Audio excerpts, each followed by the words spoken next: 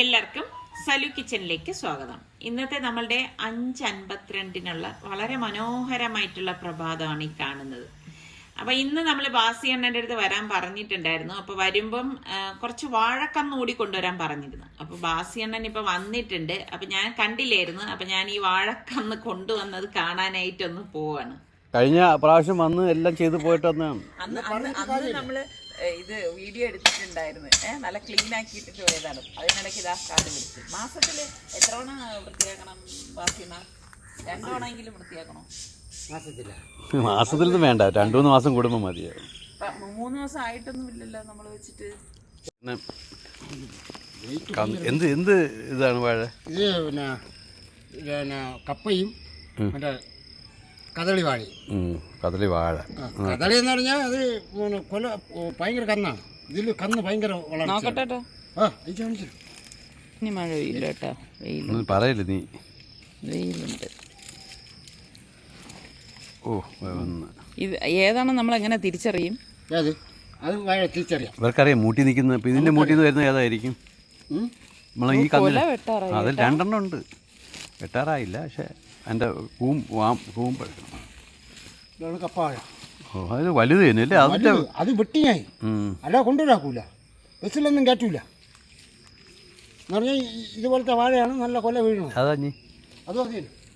കപ്പവാഴ ഇതെല്ലാം കപ്പേ? ഇത് 3 കപ്പ, 2 കദളി. പാളയം തുടങ്ങില്ല. പാളയം കൂടെ വേണ്ട.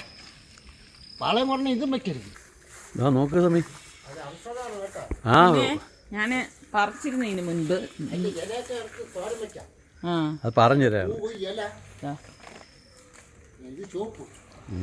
ചുവപ്പാണോ വെള്ളയാണോ നല്ലത്? എന്നാലും വെള്ളയില് നല്ലത്. അപ്പൊ ഇതിനു മുൻപ് കുറച്ച് പൂക്കൾ ഇതുപോലെ പൂത്തത് ഞാൻ പറിച്ചിട്ടുണ്ടായിരുന്നു. എനിക്ക് തോന്നുന്നു പെട്ടെന്ന് ഇതില് പൂക്കൾ ഉണ്ടാവും എന്നാണ് തോന്നുന്നത്. ഞാനും ഇത്രയും പ്രതീക്ഷിച്ചില്ല, കാരണം ഇത്ര പെട്ടെന്ന് ഇതിലേക്ക് പൂ വരും എന്നുള്ളത്. അപ്പൊ യാദൃശികമായിട്ടാണ് ഞാൻ ഇതിൽ പൂ വന്നത് ആദ്യമായിട്ട് കണ്ടിരുന്നത്. അപ്പൊ ഈ പറഞ്ഞ മാതിരി വളരെ ഹെൽത്തിന് നല്ല ഒരു കാര്യമാണ് ഈ അഗസ്തിപ്പൂ എന്നാണ് പറയുന്നത്. ഞാൻ കഴിഞ്ഞ വീഡിയോയിൽ കാണിച്ചപ്പോഴേക്ക് പലർക്കും ഇതിനെക്കുറിച്ച് അറിയത്തില്ല എന്നുള്ള കമന്റ്സും എനിക്ക് വന്നിട്ടുണ്ടായിരുന്നു.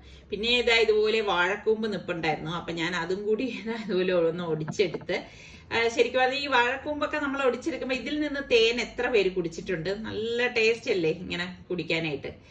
അപ്പം നിസാർക്ക് പറഞ്ഞത് ഇവിടെയും ഉണ്ടെന്ന് പറഞ്ഞു. അപ്പൊ ഞാൻ വിചാരിച്ചിരുന്ന പിന്നെ അതും കൂടി ഒന്ന് ഒടിച്ചെടുക്കാം. വാഴക്കൂമ്പ് തോരൻ വെക്കുന്നതൊക്കെ നല്ല ടേസ്റ്റ് ആണ് കേട്ടോ. ഞാനാണെങ്കിൽ ഉഴുന്നിട്ട് വറുത്തിട്ടാണ് ഇത് തോരൻ വയ്ക്കുന്നത്. അതുപോലെ തന്നെ വാഴക്കൂമ്പ് കട്ട്ലറ്റ് ഞാൻ ഇതിനു മുൻപ് കേട്ടോ, ഇപ്പോഴൊന്നും അല്ല, ഞാൻ പോസ്റ്റ് ചെയ്തിട്ടുണ്ടായിരുന്നു. ഇപ്പൊ നിങ്ങൾ സലു കിച്ചൻ വാഴക്കൂമ്പ് കട്ട്ലറ്റ് എന്ന് പറഞ്ഞ് സെർച്ച് ചെയ്താൽ നിങ്ങൾക്ക് അത് കിട്ടും കേട്ടോ. അപ്പൊ ഞാൻ നോക്കുമ്പോ ഇതൊക്കെ പറിച്ചു വന്നപ്പോഴേക്ക് ബാസിന്ന് കുഴിയൊക്കെ എടുത്ത് നമ്മുടെ വാഴക്കന്ന് നടുവാണ്. അപ്പൊ ഇതുപോലെ വാഴക്കന്ന് നടുമ്പോ എനിക്ക് ഭയങ്കര സന്തോഷമാണ്, കാരണം ഇഷ്ടമാതിരി ഇല പറിക്കാമല്ലോ.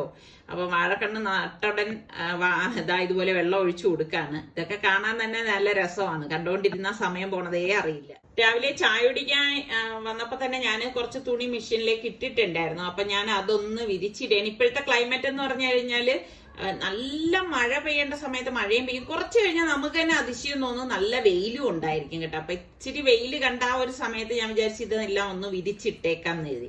പക്ഷെ ഈ ആകാശമൊക്കെ കാണാൻ നല്ല രസമാണ് കേട്ടോ. ഇതാണ് എനിക്ക് തുണി വിരിക്കാൻ വന്നാല് എനിക്ക് ഇവിടുന്ന് പോകാനേ തോന്നത്തില്ല കേട്ടോ. എനിക്കാണെങ്കിൽ ഇങ്ങനെ ഈ പറഞ്ഞ മാതിരി ചൂടടിച്ചാൽ വലിയ പ്രശ്നമുള്ള ആളല്ല, പക്ഷെ തണുപ്പാണ് എനിക്ക് ഭയങ്കര ബുദ്ധിമുട്ട്.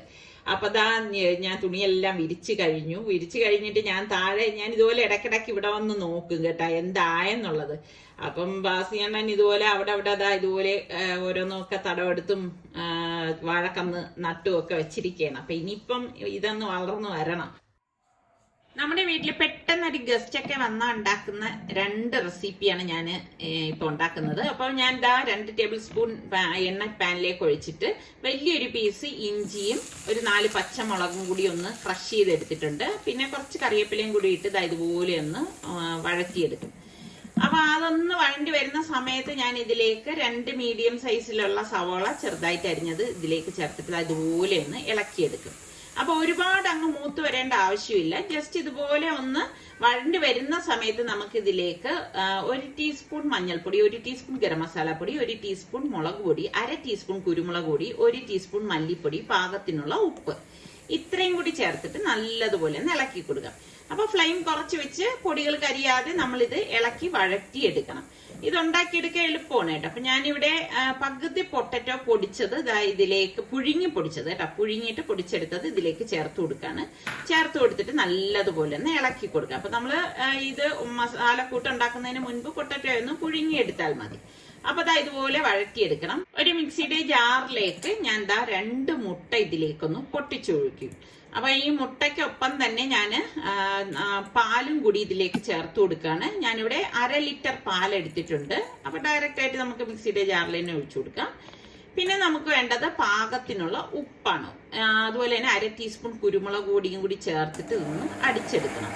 അടിച്ചെടുത്ത ശേഷം അപ്പൊ ഇതാണ് നമ്മളുടെ ബാറ്റർ എന്ന് പറയുന്നത്. ഇത്രയേ ഉള്ളൂ കേട്ടോ. ഇനി നമുക്ക് മറ്റൊരു പൊടിക്കുന്ന ജാറിലേക്ക് ബ്രെഡ് ഞാനൊരു 4-5 പീസ് എടുത്തിട്ടുണ്ട്. അത് എത്രയാണെന്ന് വെച്ചാൽ നിങ്ങളുടെ പാകത്തിന് എടുത്താൽ മതി. ഇതൊന്ന് പൊടിച്ചെടുക്കാം. നമ്മൾ അടിച്ചെടുത്ത പാലിന്റെ കൂട്ടിലേക്ക് 1/4 കപ്പ് മൈദ മാവും നമ്മൾ ഈ അടിച്ചു വെച്ചിരിക്കുന്ന ബ്രെഡില്ലേ, ഞാനിവിടെ 4 സ്ലൈസ് ബ്രെഡാണ് എടുത്തത്. ആ ബ്രെഡും കൂടി നമുക്ക് ഇതുപോലെ ഇട്ടിട്ട് വീണ്ടും ഒന്ന് അടിച്ചെടുക്കണം. അപ്പം നല്ലതുപോലെ ഒന്ന് അടിഞ്ഞു കിട്ടാനാണ് നമ്മളൊന്ന് പൊടിച്ചിട്ട് ഇതിലേക്ക് ചേർത്തത്. ഇനി നമുക്ക് ഒരു പാൻ ചൂടാക്കണം. അടിയിലുള്ള പാനാണിത്. ഇതിന് മീതെയാണ് നമ്മൾ ഇത് വേവിക്കാനുള്ള പാൻ വെക്കുന്നത്. വെച്ച ശേഷം നമുക്കിതിലേക്ക് 2 ടീസ്പൂണോളം നെയ്യ് ചേർത്തിട്ട് ഒന്ന് ബ്രഷ് ചെയ്ത് കൊടുക്കണം. കാരണം ചുറ്റിനും എല്ലായിടത്തും നെയ്യ് വരത്തക്ക രീതിയിലൊന്ന് തേച്ചു കൊടുത്താൽ മതി. അപ്പൊ ഡയറക്റ്റ് ആയിട്ട് നമ്മൾ വെച്ച് കഴിഞ്ഞാൽ പെട്ടെന്ന് കരിയാനുള്ള സാധ്യത കൂടുതലാണ്, പ്രത്യേകിച്ച് ബ്രെഡും കൂടെ അല്ലേ. അതുകൊണ്ടാണ് നമ്മൾ അടിയിലൊരു പാൻ, ചുവട് കട്ടിയുള്ള പാൻ വെച്ചിട്ട് അതിന് മീതെ ഇത് വെക്കുന്നത്. ഇനി നമ്മൾ ഈ അടിച്ചു വെച്ചിരിക്കുന്ന ബാറ്റർ ഉണ്ടല്ലോ, അത് ഞാൻ പകുതി ഇതിലേക്ക് ഒഴിച്ചു കൊടുക്കാണ്. പകുതി മാത്രം ഒഴിച്ചു കൊടുത്താൽ മതി കേട്ടോ. ഒഴിച്ചു കൊടുത്ത ശേഷം നമുക്കിതിലേക്ക് ഈ ഉണ്ടാക്കി വെച്ചിരിക്കുന്ന മസാലക്കൂട്ട് നമുക്കിതിലേക്ക് ഫുള്ളായിട്ട് വെച്ചു കൊടുക്കണം. അപ്പൊ നമ്മൾ ഇതുപോലെ ഗസ്റ്റ് ഒക്കെ ഇരിക്കണ നേരത്ത് തന്നെ നമുക്ക് വഴറ്റിയെടുക്കാൻ പറ്റിയ ഒരു മസാലക്കൂട്ട് തന്നെയാണ്. അധിക സമയം ഒന്നും വേണ്ട. അപ്പൊ മസാലക്കൂട്ട് ഇതുപോലെ വെച്ച ശേഷം നമുക്കിതിലേക്ക് പുഴുങ്ങിയ മുട്ട ഞാനിവിടെ ഇതുപോലെ സ്ലൈസ് ചെയ്ത് വെച്ചു കൊടുത്തിട്ട് നമുക്ക് ഇതിന് മീതെ ഈ ബാറ്റർ, ബാക്കിയിരിക്കുന്ന ബാറ്റർ ഫുള്ളായിട്ട് അങ്ങ് ഒഴിച്ചു കൊടുക്കണം. അപ്പൊ എളുപ്പമല്ലേ, മുട്ടയും നമുക്ക് പെട്ടെന്ന് പുഴുങ്ങി കിട്ടുന്ന ഒന്ന് തന്നെയാണ്. അപ്പൊ നമുക്ക് എത്രയാണോ മുട്ട വേണ്ടത് അതിനനുസരിച്ച് ചേർത്ത് കൊടുത്താൽ മതി. നമ്മുടെ പാനിന്റെ വലിപ്പത്തിനനുസരിച്ച് മുട്ടയുടെ കണക്കും അതുപോലെ നമുക്ക് എത്രയാണോ വേണ്ടത് വീട്ടിലെ അംഗങ്ങളുടെ കണക്കിനനുസരിച്ച് എടുത്താൽ മതി. എന്നിട്ട് ഞാൻ ഇതുപോലെ മൂടി വെച്ചിട്ടാണ് ഇതിന് റെഡിയാക്കി എടുക്കുന്നത്. അപ്പൊ ഒരു 20 മിനിറ്റ് എങ്കിലും കുറഞ്ഞത് വേണം ഇത് റെഡിയായി കിട്ടാൻ. അപ്പൊ 20 മിനിറ്റ് കഴിഞ്ഞ ശേഷം ഞാൻ ഇതിപ്പം കണ്ടോ പാനിൽ നിന്ന് വിട്ടു വരുന്ന പരുവാണ്. എന്നാൽ ഇനി കുറച്ചും കൂടി ഇതിന് വേഗമുണ്ട്. അപ്പൊ അത് പെട്ടെന്ന് വേകാൻ വേണ്ടിയിട്ട് ഞാൻ മറ്റൊരു പാൻ ഇതുപോലെ വെച്ചിട്ട് ഒന്ന് ഫ്ലിപ്പ് ചെയ്ത് കൊടുക്കും. ഫ്ലിപ്പ് ചെയ്ത് കൊടുക്കുമ്പോഴേക്ക് നമുക്ക് അടിവശവും പെട്ടെന്ന് തന്നെ വെന്ത് കിട്ടും. നല്ല ചൂടാണ് കേട്ടോ. അപ്പൊ ഇത് ഫ്ലിപ്പ് ചെയ്യുക എന്ന് പറഞ്ഞാൽ അത്ര എളുപ്പമുള്ള ഒരു കാര്യമല്ല. ചൂടുള്ളത് കൊണ്ട് നമുക്ക് കുറച്ച് ബുദ്ധിമുട്ട് തന്നെയാണ്. എന്നിട്ട് ഇതുപോലെ വെച്ച് ഇനി അടയ്ക്കൊന്നും വേണ്ട, നമുക്ക് ഒരു 10 മിനിറ്റ് കൂടെ വെച്ച ശേഷം എടുക്കാം. അപ്പൊ അതവിടെ റെഡിയാവുന്ന നേരം കൊണ്ട് ഞാൻ അടുത്ത റെസിപ്പി തയ്യാറാക്കാൻ പോണ്. 1/2 കപ്പ് പാലിലേക്ക് 3 ടേബിൾ സ്പൂൺ കസ്റ്റർഡ് പൗഡറാണ് ഞാൻ ഇട്ടിട്ട് കലക്കി കൊടുക്കുന്നത്. മാംഗോ കസ്റ്റർഡ് പൗഡറാണ് ഞാൻ ഇവിടെ എടുത്തിരിക്കുന്നത്. നിങ്ങൾക്ക് ഇഷ്ടമുള്ള ഫ്ലേവർ ഇതിനായിട്ട് ചൂസ് ചെയ്യാവുന്നു. അപ്പൊ ഞാൻ ഒട്ടും കട്ടയില്ലാതെ ഇളക്കിയെടുക്കണം. പിന്നെ ഇത് ബേക്ക് ചെയ്യേണ്ട ട്രേയിലേക്ക് ഞാനിവിടെ ഗ്ലാസ് ട്രേ ആണ് എടുത്തിരിക്കുന്നത്. ഇതിലേക്ക് ഞാൻ ബട്ടർ ഇതുപോലെ ഒന്ന് തേച്ചു കൊടുക്കാണ്. ബട്ടർ തേച്ചു കൊടുത്ത ശേഷം ഞാനിവിടെ 1/2 ലിറ്റർ പാല് തിളപ്പിക്കാൻ വെച്ചിട്ടുണ്ടായിരുന്നു. അതിലേക്ക് നമുക്ക് കണ്ടൻസ്ഡ് മിൽക്ക് ഒഴിച്ചു കൊടുക്കാം. അപ്പൊ ഇതിൽ ഞാൻ പഞ്ചസാര ചേർക്കുന്നില്ല. കണ്ടൻസ്ഡ് മിൽക്കിന് പകരം നിങ്ങൾക്ക് അത് കയ്യിൽ ഇരിപ്പില്ലെങ്കിൽ മധുരത്തിന്റെ പാകത്തിന് പഞ്ചസാര ചേർത്ത് കൊടുക്കാം കേട്ടോ. കണ്ടൻസ്ഡ് മിൽക്ക് ചേർക്കുമ്പോൾ പ്രത്യേക ടേസ്റ്റ് ആണ്. ഇതിലേക്ക് നമുക്ക് 1 ടേബിൾ സ്പൂണോളം ബട്ടറും കൂടി ഇട്ടിട്ട് ഇതുപോലെ ഒന്ന് ഇളക്കി കൊടുക്കണം. എന്നിട്ട് ഞാനിപ്പോ ഗ്യാസ് ഒന്ന് നന്നായിട്ട് കുറച്ച ശേഷം നമ്മളുടെ ഈ കലക്കി വെച്ചിരിക്കുന്ന കസ്റ്റർഡ് ഉണ്ടല്ലോ അത് ഇതിലേക്ക് ഒഴിച്ചു കൊടുക്കാം. അപ്പൊ കലക്കി എടുക്കുമ്പോഴേക്കും ഒരുപാട് തിക്കാവാൻ പാടില്ല കേട്ടോ. അതാണ് ഇതിന്റെ ഒരു കൺസിസ്റ്റൻസി എന്ന് പറയുന്നത്. അപ്പൊ ഇതുപോലെ കലക്കി എടുക്കുമ്പോഴേ അതൊന്ന് കുറുകണം. അതാണ് അതിന്റെ ഒരു പരുവം എന്ന് പറയുന്നത്. അപ്പൊ പാല് ഇത്രയും മാത്രം കുറുകിയാൽ മതി. അതുകൊണ്ടാണ് ഞാൻ അത്രയും കസ്റ്റർഡ് പൗഡർ എടുത്തിട്ടുള്ളൂ. അപ്പൊ ഇത് ഞാൻ ഇന്ന് മാറ്റി വെക്കാണ്. പിന്നെ നമുക്ക് വേണ്ടത് കാഷ്നട്ടും ബദാമും ആണ്. ഞാനൊന്ന് അത് കട്ട് ചെയ്തെടുത്തിട്ടുണ്ട്. പിന്നെ നമുക്ക് ബ്രെഡ് വേണം കേട്ടോ. ബ്രെഡിനും ഇത്രയാണ് എന്നൊന്നും കണക്കൊന്നുമില്ല. അപ്പൊ ഞാനിവിടെ ഒരു 8 പീസ് ബ്രെഡ് എടുത്തിട്ടുണ്ട്. അതിപ്പോ അരികൊന്നും കട്ട് ചെയ്യേണ്ട ആവശ്യമൊന്നുമില്ല. ഇതുപോലെ ഒന്ന് ചെറിയ സ്ക്വയർ ആയിട്ട് കട്ട് ചെയ്തെടുത്താൽ മതി. ഇനി അത് ചെറിയ ചെറിയ പീസായിട്ടൊന്ന് മുറിച്ചെടുത്താലും മതി. അപ്പൊ ഞാൻ ദാ ഈ ഒരു പീസിലാണ് എടുത്തിരിക്കുന്നത്. അപ്പൊ ഈ കട്ട് ചെയ്ത് വെച്ചിരിക്കുന്ന ബ്രെഡ് എല്ലാം നമുക്ക് ഈ ബട്ടർ തേച്ച് വെച്ചിരിക്കുന്ന ആ ഒരു ട്രേയിലേക്ക് ഇതുപോലെ ഇട്ട് കൊടുക്കാം. ഇനിയിപ്പൊ എളുപ്പമാണ് കേട്ടോ റെഡിയാക്കാൻ. നമ്മൾ കട്ട് ചെയ്ത നട്ട്സ് ഒക്കെ ഉണ്ടല്ലോ, അത് കുറേശ്ശെ ഇതിലൊന്ന് ഇതുപോലെ ഒന്ന് വെതറി കൊടുക്കാം. വെതറി കൊടുത്ത ശേഷം നമുക്ക് ഇനി ഇതിലേക്ക് വേണ്ടത് കസ്റ്റർഡ് പൗഡറാണ്. അപ്പൊ ഇപ്പൊ മാംഗോ സീസൺ ഒക്കെ ആണെങ്കിൽ നമുക്ക് മാങ്ങ കട്ട് ചെയ്തും ഇതിലേക്ക് ഈ ഒരു സമയം ചേർക്കാവുന്നതാണ്.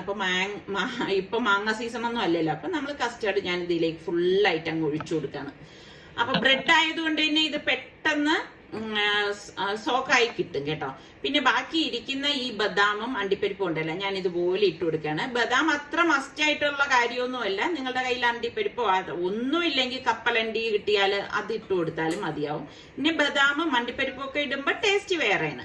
പിസ്ത വേണമെങ്കിൽ നിങ്ങൾക്ക് പിസ്ത ഇടാം. അപ്പൊ 150 ഡിഗ്രി സെൽഷ്യസിൽ 5 മിനിറ്റ് പ്രീ ഹീറ്റ് ചെയ്ത ഓവനിലാണ് ഞാൻ ഇതിപ്പോ വെച്ചു കൊടുക്കുന്നത്. ഇനി ഞാൻ 180 ഡിഗ്രി സെൽഷ്യസിൽ 30 മിനിറ്റ് വെച്ചിട്ട് ബേക്ക് ചെയ്തെടുക്കുകയാണ്. അപ്പൊ പെട്ടെന്ന് തയ്യാറാക്കി എടുക്കാൻ പറ്റുന്ന നല്ല 2 റെസിപ്പിയാണ് ഇത്. ഫ്രിഡ്ജിൽ വെച്ച് തണുപ്പിച്ച് നമുക്ക് കഴിക്കാവുന്നതാണ്. അപ്പൊ നിങ്ങൾ എല്ലാവരും ട്രൈ ചെയ്ത് നോക്കണം. ഇതുപോലെ സിമ്പിൾ റെസിപ്പിയുമായി നമുക്ക് വീണ്ടും കാണാം. അപ്പൊ നമ്മുടെ ചാനൽ ഇഷ്ടപ്പെട്ടാൽ സബ്സ്ക്രൈബ് ചെയ്യാതെ കാണുന്ന ആരെങ്കിലും ഒക്കെ ഉണ്ടെങ്കിൽ സബ്സ്ക്രൈബ് ചെയ്യാൻ മറക്കരുതേ.